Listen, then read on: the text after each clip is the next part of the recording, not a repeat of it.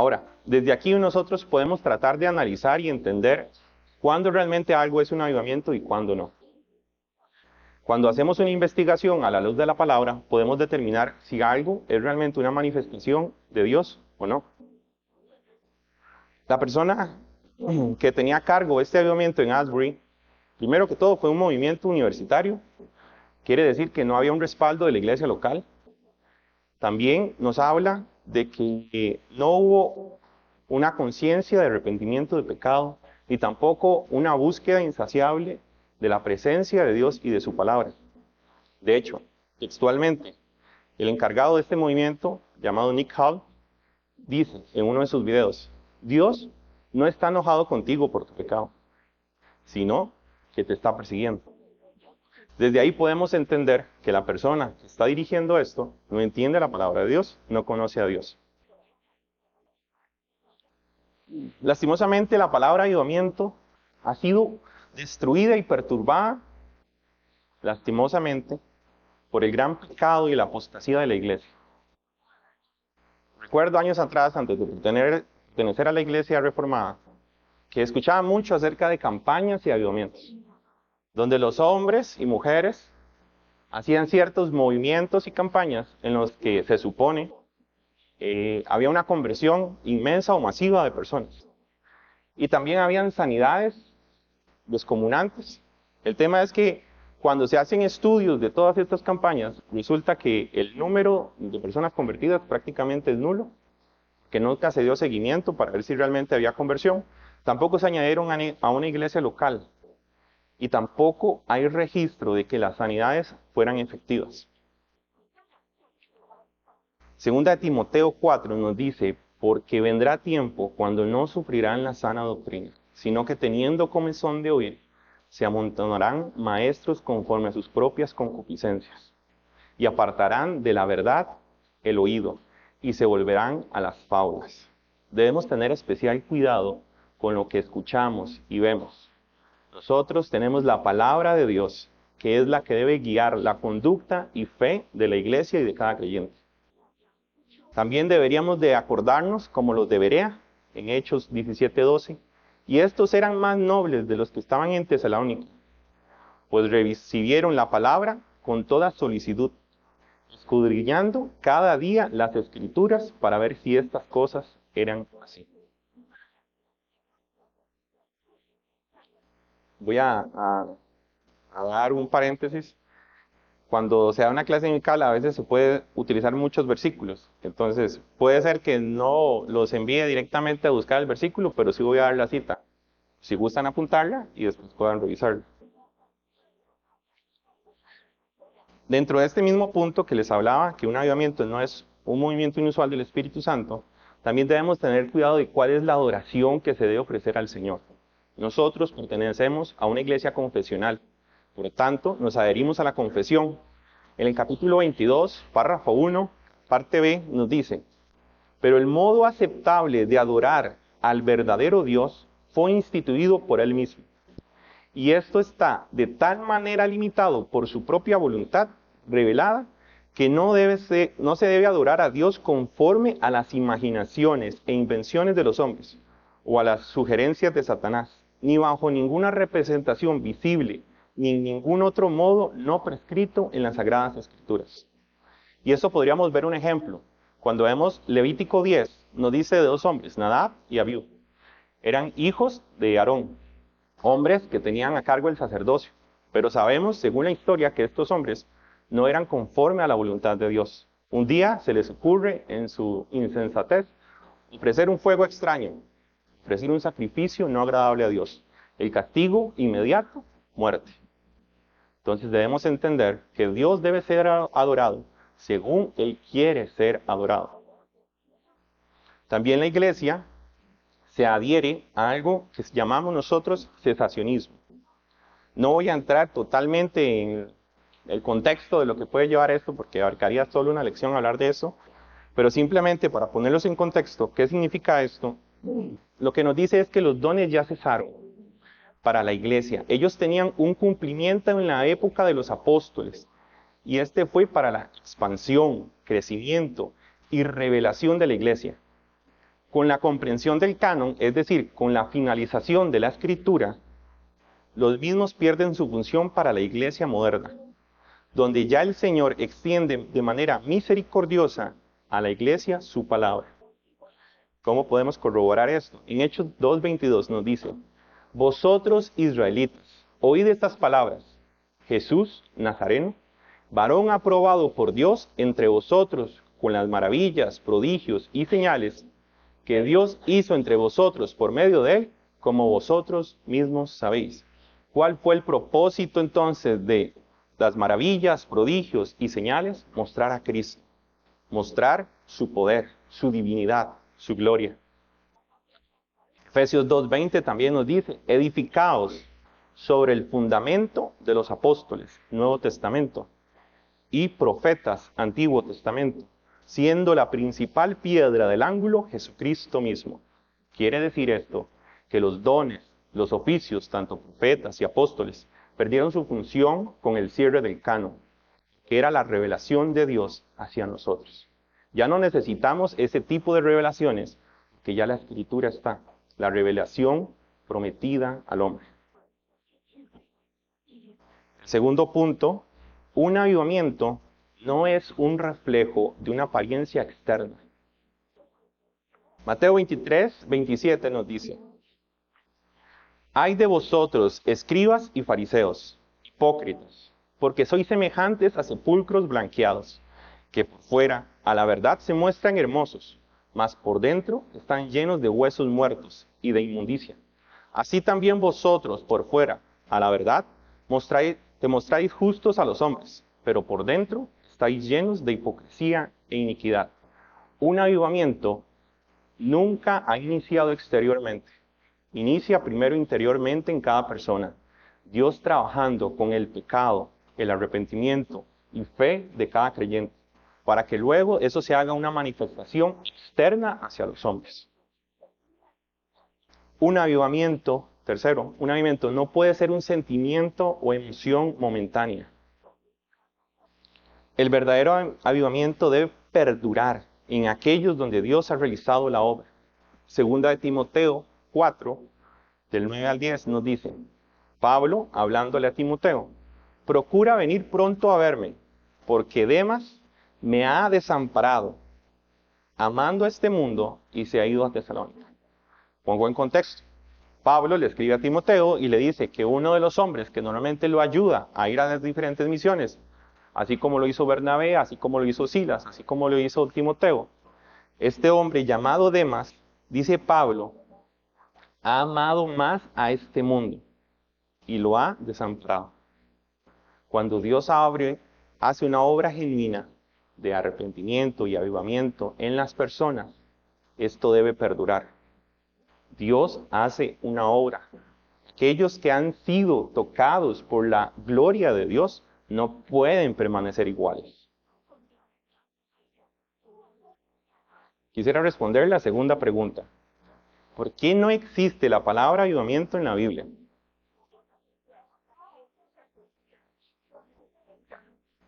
Para eso, tenemos que ir a la definición correcta de avivamiento.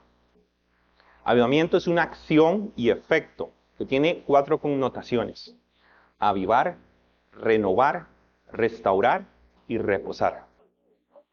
La primera connotación que nos dice es avivar. Propiamente es dar fuerza y vigor. Es cobrar vida, es vivificar. Salmo 85:6 nos dice: ¿no volverás a darnos vida para que tu pueblo se regocije en ti? O Habacuc 3:2, aviva, oh Señor, tu obra. Oseas 6, venid y volvamos a Jehová, porque Él arrebató y nos curará, hirió y nos vendará, nos dará vida después de los 2 días, y al tercer día nos resucitará, y viviremos delante de Él. La segunda connotación de avivamiento es renovación. Tiene que ver con restablecer, reanudar una relación, volver al primer estado. Salmo 51:10 dice: crea en mí, oh Dios, un corazón limpio y renueva un espíritu recto dentro de mí. Lamentaciones 5:21 dice, vuélvenos, oh Jehová, a ti, y volveremos. Renueva nuestros días como al principio. Efesios 4:22 nos dice, en cuanto a la pasada manera de vivir, despojaos del viejo hombre que está viciado conforme a los deseos engañosos, y renovaos en el espíritu de vuestra mente. La tercera connotación nos dice restaurar, con el sentido de recuperar, volver a poner el estado o estimación que antes teníamos. Salmo 85:4 nos dice, restáuranos, oh Dios, de nuestra salvación, y haz cesar tu ira de sobre nosotros. La cuarta connotación nos dice refrigerar, refrescar o reposar. Y quiere decir renovar un sentimiento, un lazo, una experiencia, un despertar. Hechos 3:19 nos dice, así que arrepentíos y convertíos, para que sean borrados vuestros pecados, para que venga de la presencia del Señor tiempos de refrigerio. O Efesios 5:14, por lo cual dice, despiértate, tú que duermes, y levántate de los muertos, y te alumbrará Cristo. Quiere decir esto, que la palabra avivamiento puede ser que textualmente no esté en la Biblia, pero todas las connotaciones que derivan de la raíz avivamiento sí están en la Biblia. Dios continuamente nos dice que necesitamos ser renovados, avivados, despertar ese Espíritu de Dios en nosotros. Lastimosamente la iglesia de hoy ha estado adormecida por mucho tiempo. Para dar parte a este significado de lo que quiere decir avivamiento, quisiéramos ahorita entrar un poco en la historia de los avivamientos. Porque se puede pensar que la historia de los avivamientos nace con el Gran Despertar. Para algunos que conocen del Gran Despertar, fue por Jonathan Edwards.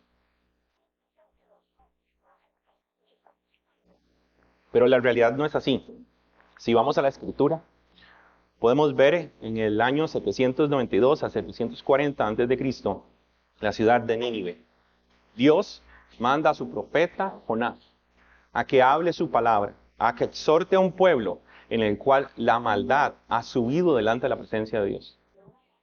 ¿Qué hace el profeta? Va a regañadientes y habla hacia Nínive. ¿Y cuál es la interesante convicción que tiene todo este pueblo? Dice que unánimemente hacen ayuno y oración. Y quisiera que podamos prestar atención a esto. Todos son personas no creyentes, no pertenecen al pueblo de Dios, y aún así un profeta del Dios viviente va y exhorta la vida de ellos. Y crea un tal avivamiento que toda una ciudad se siente afligida por su pecado y ayuna en oración por ello. Podríamos hablar del reinado del rey Josías en el año 648 a.C. En Segunda de Reyes nos habla de eso. Es interesante el reinado de Josías, ya que empieza a reinar muy joven, pero en la misericordia del Señor lo instruye sabiamente en la verdad y fe. En su reinado, cuando llegamos al versículo 22, capítulo 22, versículo 19, nos dice esta expresión, que luego de que él ha reconstruido el templo, encuentran la ley de Dios.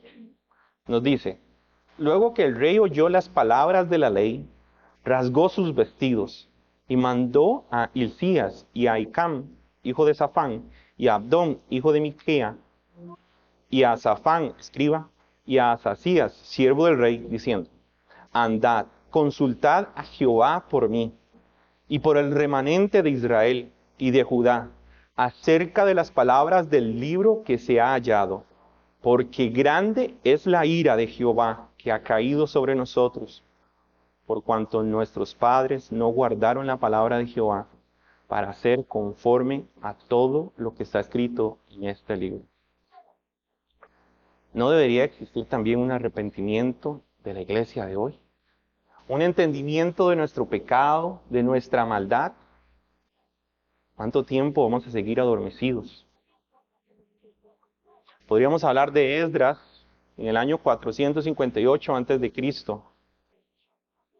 De nuevo, para ponerlos en contexto, Israel ha sido cautiva por muchos años.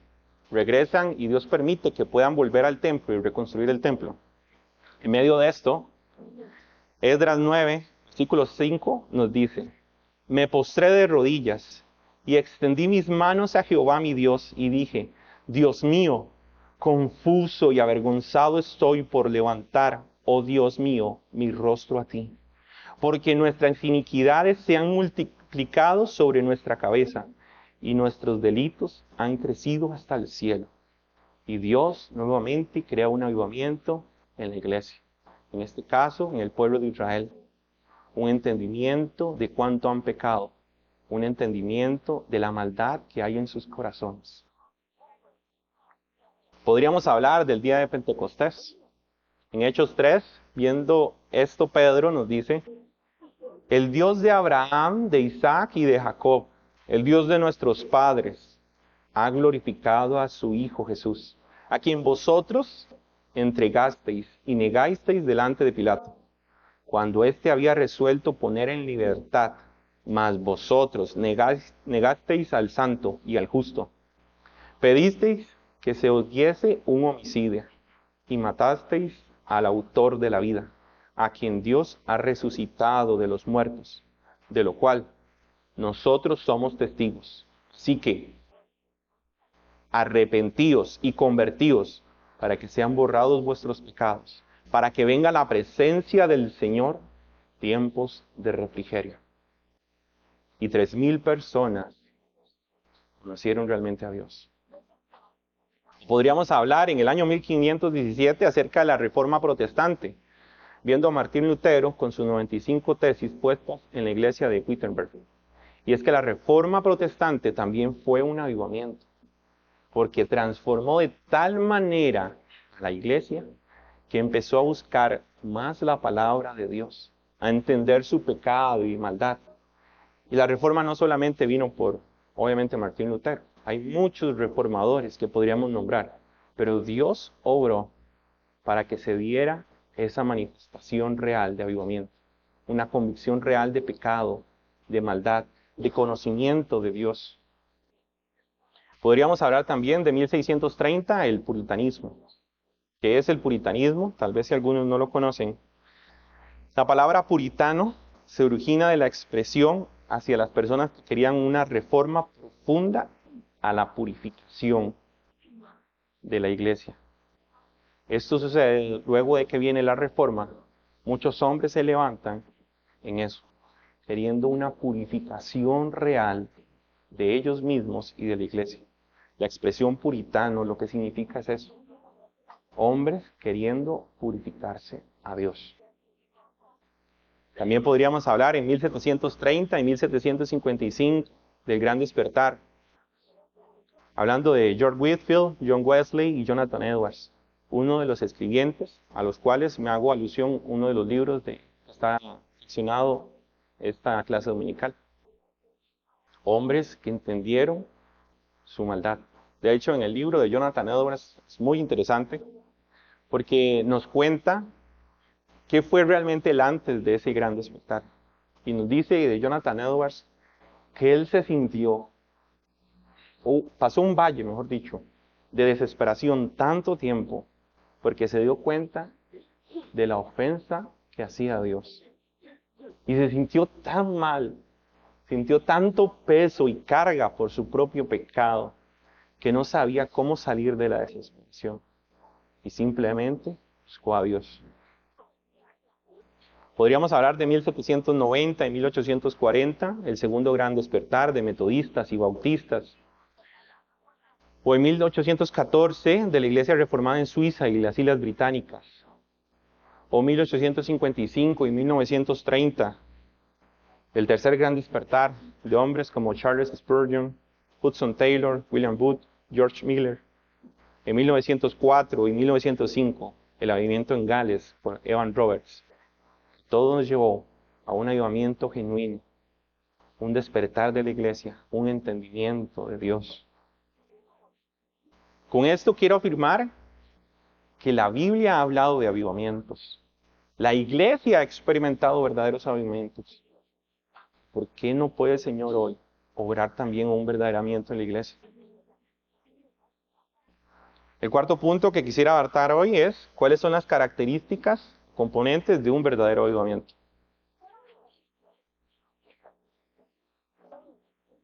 El primero es una conciencia de la presencia de Dios. Cuando leemos esta palabra, esta oración, perdón, puede que se nos presente algo muy poco significativo, porque muchos dirán, bueno, sí, yo entiendo la presencia de Dios, pero la realidad es que no es así. La primera característica fundamental de un avivamiento es la percepción real de que Dios se ha acercado maravillosamente a su pueblo, en donde debe ser reflejado su santidad, misericordia y poder. ¿Cómo podríamos entenderlo? Hay 3 pasajes que para mí expresan de manera significativa el entender la presencia de Dios. Isaías 64:1 nos dice: oh Señor, si rompieses los cielos y descendieras, y tu presencia se escurriese en los montes, para que hicieses notorio tu nombre a tus enemigos, y las naciones temblasen a tu presencia.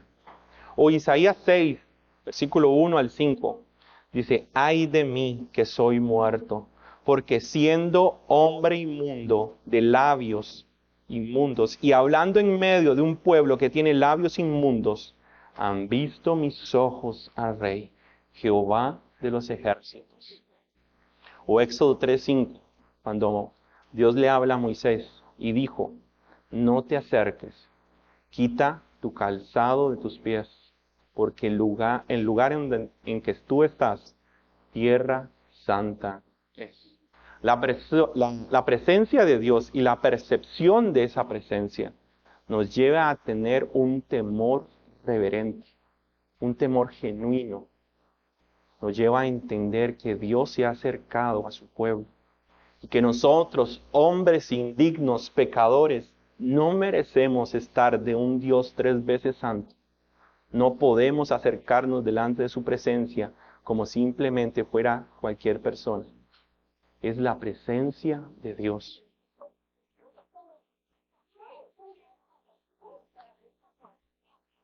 Y en esto deberíamos de arrepentirnos, hermanos. ¿Cuántas veces nos hemos acercado a Dios a los domingos, a los miércoles, en su oración íntima, como si fuera Dios cualquier ser? ¿Cuántas veces nos hemos presentado a Dios como si fuera alguien sin importancia, sin entender que Dios es tan santo y nosotros somos tan pecadores que no somos dignos de acercarnos a Él? Es la obra de Cristo la que nos permite acercarnos a Él y no morir. La segunda es que la gloria como Cristo el mediador y al Espíritu como consolador se es revelada a la iglesia. Nos dice que una iglesia llena de vida y gozo en el poder del Espíritu es una iglesia que ama, sirve y exalta a Dios. Y la iglesia debería estar orando para que el Señor aumente a su Espíritu Santo en nosotros.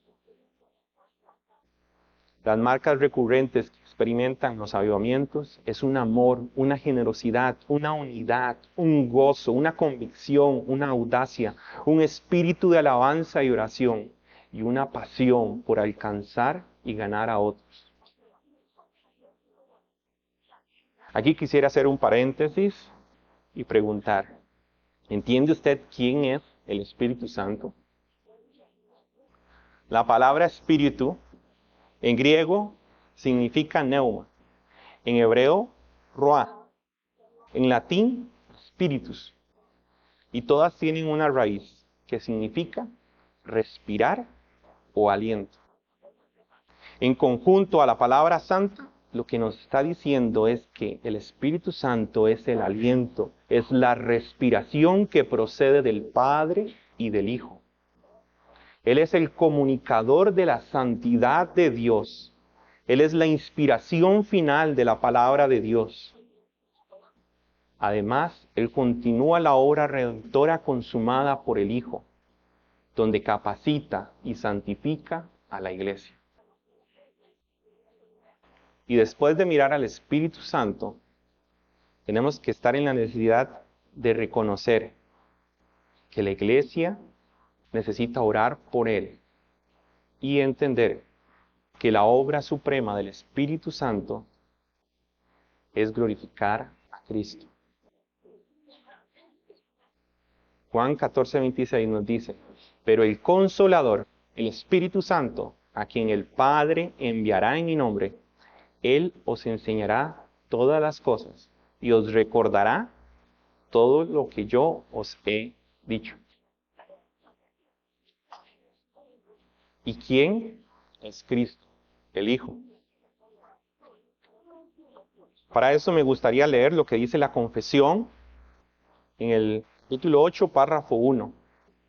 Agradó a Dios en su propósito eterno escoger y ordenar al Señor Jesús, su Hijo unigénito, conforme al pacto hecho entre ambos, para que fuera el mediador entre Dios y el hombre, profeta, sacerdote, rey, cabeza y salvador de la iglesia, el heredero de todas las cosas, juez del mundo, a quien dio desde toda la eternidad un pueblo para que fuera su simiente y para que a su tiempo lo redimiera, llamara, justificara, santificara y glorificara.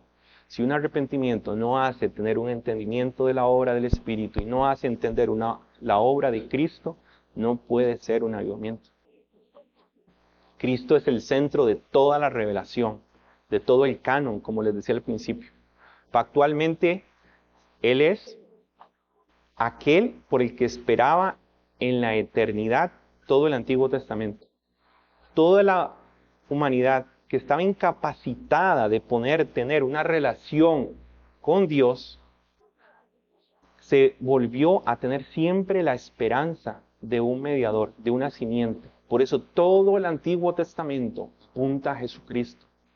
Él es la esperanza que todos ellos esperaban. Cristo es la esperanza de todo verdadero creyente. De Él fue escrito todo el Antiguo Testamento, salmos, profetas e historias. Isaías 9 nos dice, porque un niño nos es nacido, hijo nos es dado, y el principado sobre su hombro, y se llamará su nombre admirable, consejero, Dios fuerte, Padre eterno, príncipe de paz, y lo dilatado de su imperio, y la paz no tendrá límite, sobre el trono de David y sobre su reino, disponiéndolo y confirmándolo en juicio y en justicia desde ahora y para siempre. El celo de Jehová de los ejércitos hará esto. Él es la consumación del sacrificio perfecto. Es la conciliación entre Dios y el hombre, en donde todos los apóstoles solo apuntan a Él. Es la esperanza guardada por todos ellos. Hechos 15:20 nos dice, mas ahora Cristo ha resucitado de los muertos, primicias a los que durmieron es hecho. Por cuanto la muerte entró por un hombre, también por un hombre la resurrección de los muertos. Porque así como Adán todos mueren, también en Cristo todos serán vivificados. Él es la esperanza para todos nosotros. Estén ceñidos vuestros lomos y vuestras lámparas encendidas, y vosotros sed semejantes a hombres que se aguardan que su Señor regrese de las bodas, para que cuando llegue y llame, le abran enseguida. Él sigue siendo la esperanza de todo creyente, esperando su regreso. Tercero, Él es la responsabilidad, un verdadero avivamiento entiende la responsabilidad con la palabra de Dios.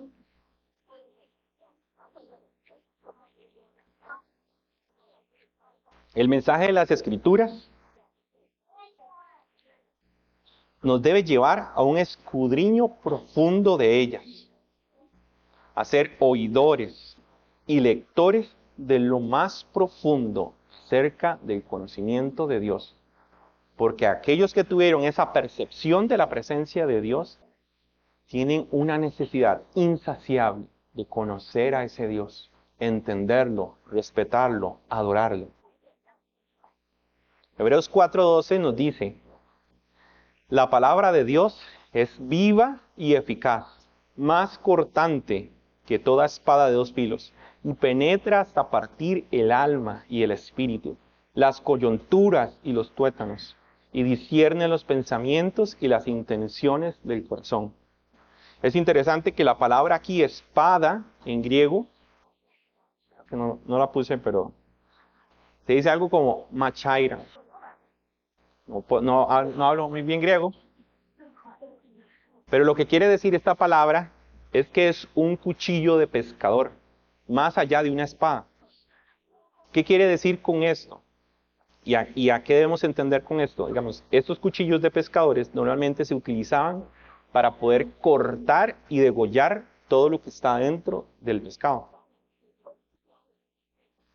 Es decir, tejidos ocultos o difíciles de alcanzar. Por eso cuando nos dice que ella penetra hasta partir el alma, el espíritu, las coyunturas, lo que nos está diciendo es que ella va a lo más profundo y hondo de nuestros corazones y saca a la luz todo aquello que está mal en nosotros. Ella discierne nuestros pensamientos y puede llevarnos realmente a entender y conocer la verdad de Dios. Así como la Reforma, el puritanismo, como el rey Josías, como el día de Pentecostés. Esto debe llenarnos a tener una comunión con la palabra de Dios. Y es necesario que no sea una comunión superficial, sino una comunión y una práctica de fe. Hoy en día, lastimosamente, a veces la Escritura se ha vuelto simplemente un conocimiento vano, sin ningún fruto que nutre un entendimiento real de la palabra de Dios debe llevar a una práctica. Si no nos lleva a una práctica, eso se vuelve un conocimiento vano, sin el Espíritu Santo inmiscuido dentro de ese entendimiento. Si no practicamos lo que entendemos, simplemente no hemos entendido absolutamente nada. A nosotros, y para testigo, mi esposa y a mí nos pasó, siempre cuento esta historia cuando llegan hermanos a la casa. Cuando nos íbamos a casar, leímos no sé cuántos libros. Nos llevamos a consejería y tratamos de que según nosotros haber aprendido todo lo necesario para hacer un buen matrimonio. Llegamos al matrimonio y hicimos todo lo que no teníamos que hacer. Cuando íbamos a tener a nuestro hijo Noah, hicimos exactamente lo mismo. Nos dedicamos a leer cuanto libro podíamos escuchar acerca de la crianza de los hijos. Y llegó Noah. E hicimos las cosas que no teníamos que hacer. Y ahí fue también donde el Señor nos empezó a auxiliar, a darnos cuenta que no podemos simplemente leer cosas si eso no nos lleva a una práctica. Si no practicamos lo que leemos, entonces hay algo mal en la doctrina que estoy aprendiendo. Toda doctrina tiene que llevarme a glorificar a Dios y toda doctrina tiene que llevarme a mí a vivir una vida práctica. El otro punto es que un verdadero avivamiento nos lleva a una sensibilidad del pecado, una conciencia profunda de toda cosa pecaminosa y de la cual debemos arrepentirnos. Nos lleva a un interés religioso esencial. Y dice que se ha visto casos donde las personas que llegan a una sensibilidad profunda del pecado puede llevarlos a estar en depresión por un tiempo. ¿Por qué? Porque el entendimiento del pecado, de lo mal que yo he hecho y cuánto he ofendido a Dios, debería despertar quién soy delante de esa presencia. Pero no debería concluir ahí, sino que la conciencia del pecado no es el fin. Ella nos debe llevar a nosotros al arrepentimiento. Debe llevarnos básicamente a un remordimiento real de la ofensa a Dios y a un cambio. Hechos 2, versículo 37, después de que Pedro ha expuesto al día a los hombres y mujeres en ese momento, dice que después de haberles dado todas las palabras y haberles exhortado acerca de a quién ellos han sacrificado, nos dice: los oidores de Pedro en el día de Pentecostés estaban compungidos de corazón. Literalmente lo que significa es causar un golpe violento. Es la experiencia más profunda y penosa que destroza. Y esto lo podemos ver en la exclamación que hace ese pueblo. Hermanos, ¿qué haremos? Ellos se sentían tan profundamente mal por su pecado al darse cuenta de que han sacrificado a Cristo, al unigénito, al amado, al eterno, al que ellos supuestamente esperaban, que nos dice que ellos expresan o hacen esta exclamación: hermanos, ¿qué haremos? Y Pedro les muestra el camino de la fe, el arrepentimiento y la obra de Cristo. Para que Dios obre en un avivamiento, debe sacar el pecado a la luz. Si un arrepentimiento no hace esto, no es un arrepentimiento. Quiera el Señor, hermanos, que Dios saque el pecado a nosotros, que nos haga luz, que podamos ver el pecado que no conocemos y no entendemos, porque es fácil adormecerse y de estar pensando que estamos bien. Es fácil pensar que estamos viviendo una vida correcta. Dios saque verdaderamente el pecado a la luz.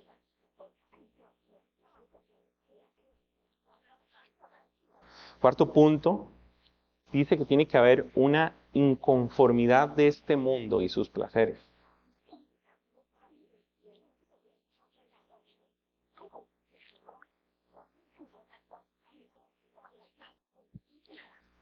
Las aflicciones que hemos tenido este año, nosotros como iglesia, nos muestran cuán efímera es la vida.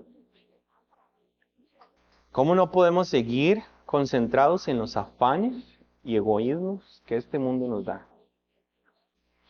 La iglesia hoy está cargada y plagada de pensamientos de la sociedad. Nos hemos vuelto una sal insípida por el pecado que ha corrompido los pensamientos de los hombres. La iglesia debe arrepentirse y reconocer la necesidad de un Salvador. Y esto debe llevarnos a tener que estar inconformes, indeseosos de estar simplemente aquí sin glorificar a Dios. Nuestra vida no puede simplemente seguir pensando en que tener bienes materiales, que tener un matrimonio o que tener hijos es solamente lo que Dios quiere. Dios quiere todo de nosotros. La Biblia habla de todas las cosas del ser humano. O sea, Dios permea todas las áreas del ser humano. Permea la alimentación, permea la educación, permea las finanzas. La Biblia habla de todo lo que debe permear al ser humano. Entonces Dios lo que nos quiere decir en esto es que Él quiere todo del ser humano, no quiere una parte, no le interesa una parte. Y nosotros al entender la gracia de Dios, deberíamos también entenderlo y entregarlo todo. Lo hemos reflejado en cómo la sociedad ha sido tan permeada en que aún la iglesia se ve afectada en la familia, en la soltería, en los matrimonios, en el propósito de la vida, en la educación de los hijos. Todo está lejos del estándar de Dios. Estamos lejos de la voluntad de Dios. Por eso debemos despertar. Que nos llamen fanáticos, religiosos. Pero es que nuestra voluntad debe estar en agradar a Dios, no a los hombres. ¿Qué es un verdadero avivamiento? El avivamiento es la profunda conciencia de pecado, de la necesidad que es producida simultáneamente en muchas personas por una conciencia de Dios, un clamor y una necesidad del Espíritu Santo y una búsqueda insaciable de su palabra. Iglesia, no podemos, o mejor dicho, perdón, necesitamos un avivamiento. Necesitamos que Dios se manifieste, que Él manifieste su gloria. Necesitamos despertar de nuestro adormecimiento. Necesitamos reflejar a Cristo. Las personas de afuera deberían de entrar a este lugar y decir, verdaderamente Dios está en este lugar. Y eso solo se puede por una obra del Espíritu. Salmo 85, 4. Restáuranos, oh Dios de nuestra salvación, y haz cesar tu ira sobre nosotros. Los verdaderos avivamientos siempre inician cuando la iglesia reconoce sus pecados, cuando se libra de la apariencia externa y cuando clama a Dios. Si se humillare mi pueblo sobre el cual mi nombre es invocado, y oraren y buscaren mi rostro y se convirtieran de sus malos caminos, entonces yo oiré desde los cielos y perdonaré sus pecados y sanaré su tierra. Hermanos, cuán glorioso puede ser eso. Pero solo debe haber cuando su pueblo se humille y reconozca la maldad interna que hay en nosotros y la necesidad profunda de ese verdadero Dios. Como les comentaba, Jonathan Edwards, después de haber sufrido esta aflicción tan profunda y haber dado este despertar, hace 70 resoluciones. Quisiera compartirles, no las 70 porque son muchas, pero sí las que tal vez se acercan mucho a lo que tiene que ver el avivamiento.